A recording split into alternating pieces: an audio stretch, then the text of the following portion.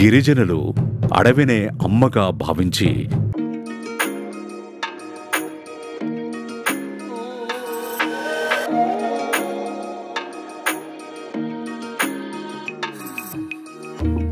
ప్రపంచీకరణలో అందరూ ఆధునిక పోకడలతో పరిగెత్తుతున్నప్పటికీ తమ జీవన వైవిధ్యాన్ని మాత్రం అలాగే కొనసాగిస్తున్నారు.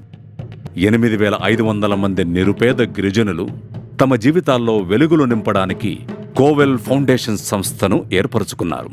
తిమిరంలో ఉషోదయపు కాంతిలా గిరిజనులకు వెలుగుబాటను చూపిస్తూ కోవెల్ ఫౌండేషన్ నేడు 25 వసంతాలను విజయవంతంగా పూర్తి చేసుకుంది.